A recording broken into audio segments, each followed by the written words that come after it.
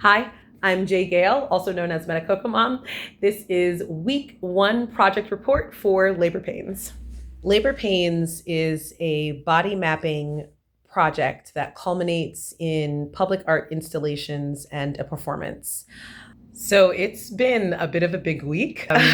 I did not mean to announce or launch labor pains in the way that I did this week, but we had DEI being blamed for plane collisions. All of these white women getting on social media complaining about losing their jobs because they didn't realize they were DEI hires.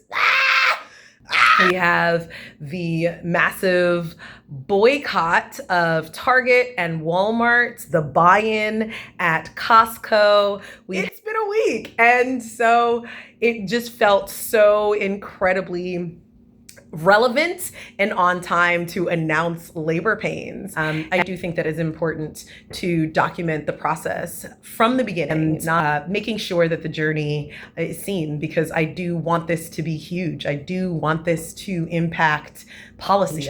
I want there to be legislation that protects the labor of Black women in this country. And I am fully living and existing in this artist space, this artist mom space, where that is quite literally just kind of what I'm focusing on, my art and being a good mom, which is not always the case. Like, honestly, I don't even think it's like the case most of the time, but you can check out Medicoco Mom for that.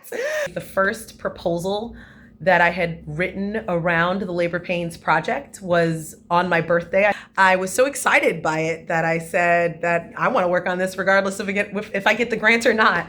How do I structure this project so that I can do it regardless? That's really what I spent the month of December and January focusing on and fleshing out the details. Another thing that artists are terrible at is budgeting and grant writing.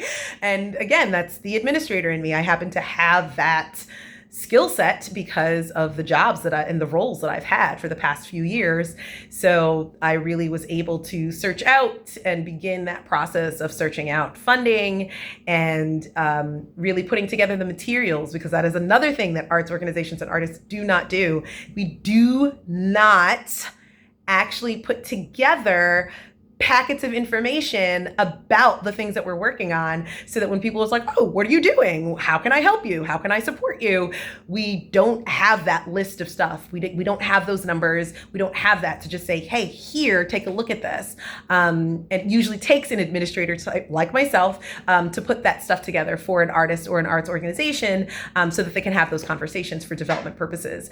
So it's really great to be able to use my own development skill set for me and not for someone else, to make something come true for me. That is such a powerful thing for a 41-year-old Black mom to be doing in this sociopolitical climate, because I had all the information together.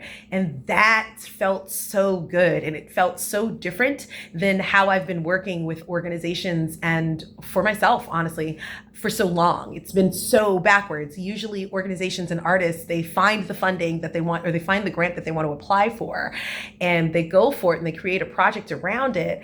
But it's not necessarily something they were already working on. But the idea is that I am going to put up public art installations of body maps of Black women and their labor experiences. And these body maps will show how women have been impacted emotionally and physically by their economic decisions and by the types of labor that they have had to do throughout the course of their lives.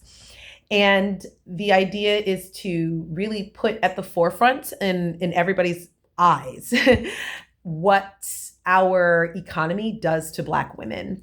I think that we like to have these very abstract ideas of what a Black woman is or who Black women are. And yes, while we might have individual friends that are Black women, we don't really take the time to sit with what it means to be a Black woman in this country. And we don't ever take the time to sit with what it means to be a Black woman who labors in this country. And so the body maps are a very public way of having us take a look at what we do with black women labor and how it impacts Black women. Um, and I want to thread the stories of these body maps together through poems, spoken word poems, other types of poetic styles, through movement pieces, through spirituals and songs. I want to really tell a narrative or shape a narrative around the stories that I collect. And the way that I want to collect these stories is by leading creative workshops.